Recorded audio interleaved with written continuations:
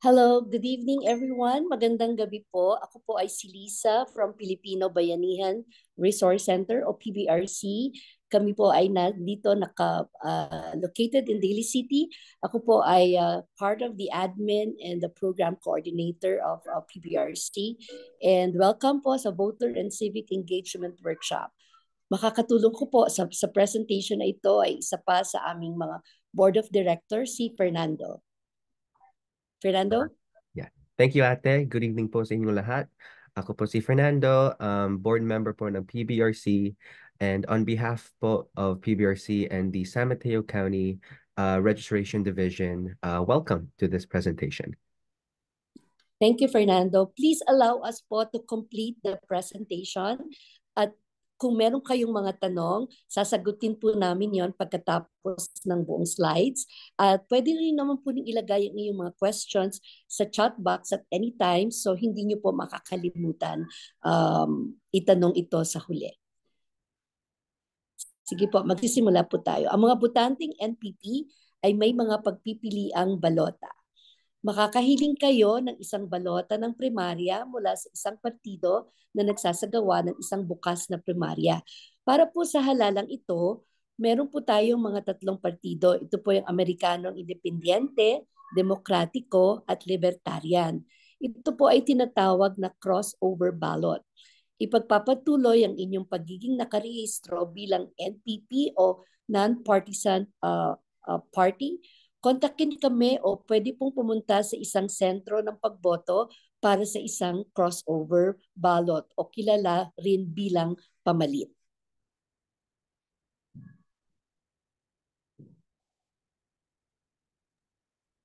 At saka po meron mga partido na may mga saradong primarya.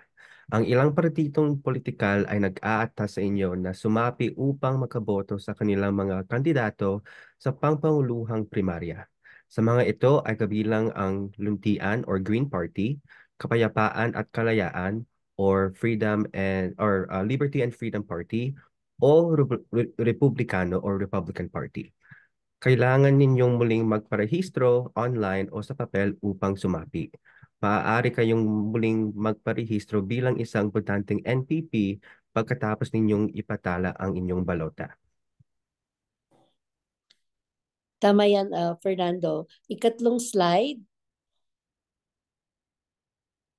Pwede po ninyong ibalik ang inyong mga balota nang hindi mas huli sa March 5 o 5 ng Marso. Importante po na malaman natin ito na hindi po ito lalampas ng Marso 5. Pwede niyo po itong ihulog sa isang mailbox. Bayad na po ang mga selyo nito o kaya naman ay ibalik ito sa isang post office. Kung ito naman ay dinala sa inyong bahay, karaniwan, pero pwede mo rin itong ipakuha mula sa inyong bahay. Hilingin mo lang sa isang pinagkakatiwalaang kaibigan o pwede kayong humiling sa isang kamag-anak na ipadala ito sa pamamagitan ng koreo para sa iyo. Huwag mo lang kalimutan, importante po na huwag mong kalimutan na pirmahan ang release doon sa sobre. So, ulitin po again, ito po ay dapat ma-postmark o matatakan bago lumampas ang Marso 5 o March 5.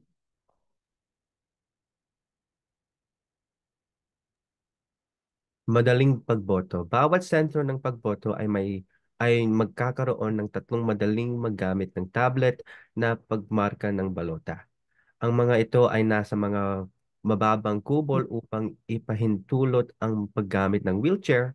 Ang mga headset ay magkakakuha upang maggamit ang teknolohiya ng pagbasa sa balotang audio at may magpipiling controller na magagamit mo sa mesa o mahahawakan.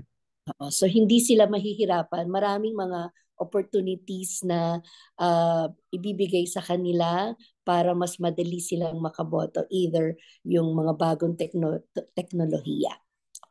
Salamat. Susunod, next slide please.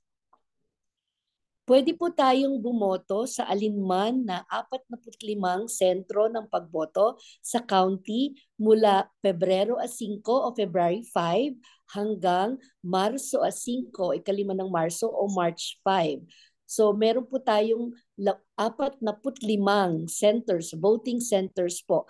Yung 3 po ay binukas na po mula pa nung Pebrero 5 or yung 5 ng Pebrero. Bukas na po ang 3 sentro ng pagboto or voting centers.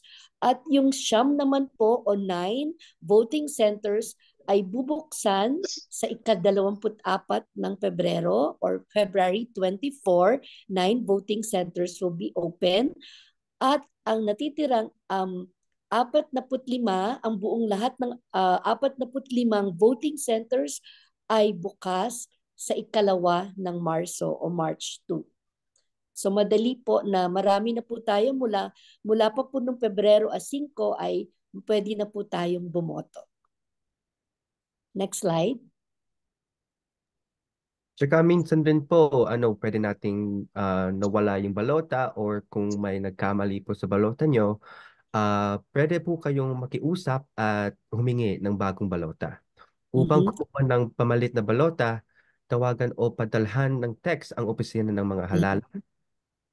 Magpadala ng email sa register@smcacre.gov or humiling online ng pamalit na form sa smcvote.gov. Oo, so hindi sila dapat mag-alala kung nawala nila yung kanilang balota kasi pwede itong palitan. Pwede po ito kayong humingi ulit. Yan. Salamat. Next slide. Gumamit po ng isang opisyal na kahong hulugan ng balota.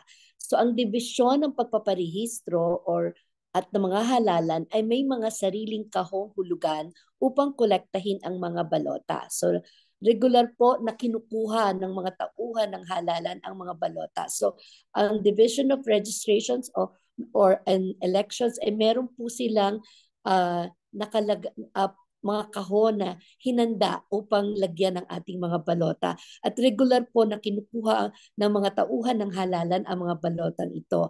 May isa o mahigit isa sa bawat lungsod sa county. So meron po ito, meron din pong drive-up location.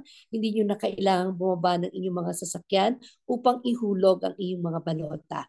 Lahat ng kahong hulugan o ballot boxes ay sasarhan pagdating po ng alas 8 ng gabi sa Marso 5.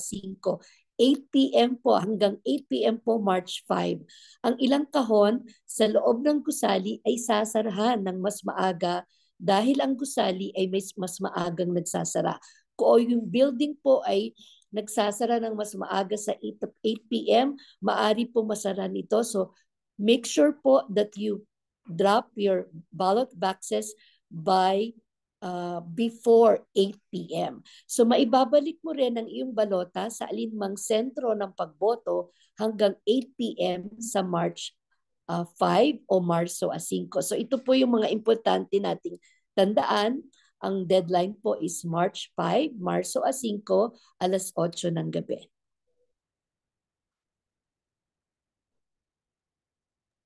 All right. Thank you, Ate. Ballots will be mailed by February 5. Ang mga balota ay ipapadala sa koreo sa Pebrero 5. And you can have help at a vote center. Maaari kang magkaroon ng tulong sa isang vote center.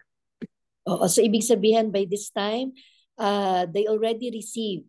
Most of them nakatanggap na nila yung mga balota nila kasi nagsimula na po magpadala mula nung 5 ng Pebrero. At hindi sila mag-aalala kasi maraming tulong. There's a lot of help na pwedeng ibigay sa kanila para sa kanilang pagboto.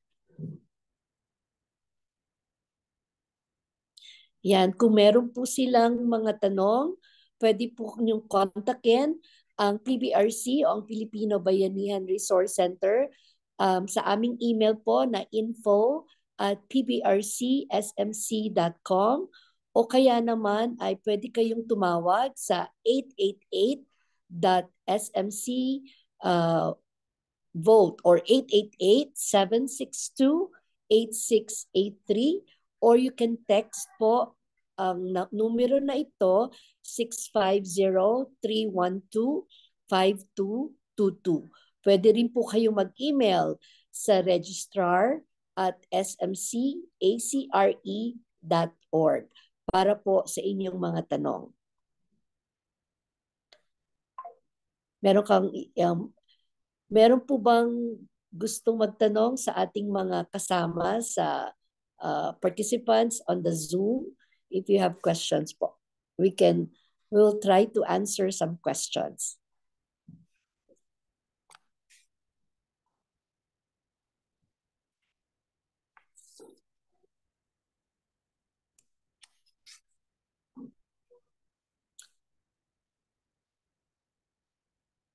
Kung wala naman po ay gusto lang po namin paalalahanan kayo ulit na ang pagboto po ay hanggang March 5 o 5 ng Marso, alas 8 ng gabi.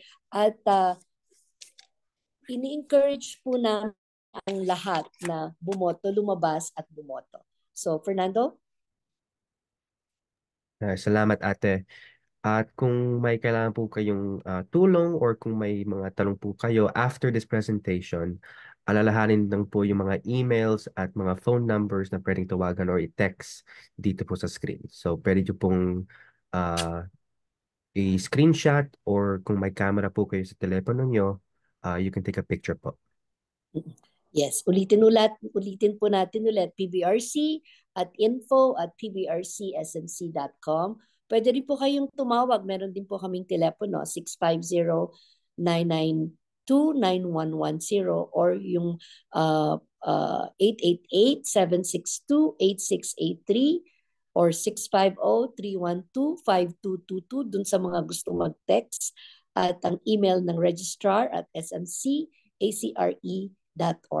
Marami pong salamat at tandaan po natin, tayo pong lahat ay bumoto. Salamat. Salamat, Lisa, Fernando. Salamat po.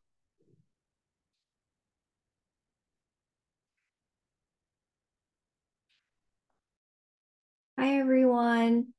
Does anyone have any questions before we go? This is recorded, so we'll be sharing it out on our social media platforms, website, and also sharing with the County of San Mateo as well. So if anyone would like to watch or share or review, we'll have this up pretty shortly.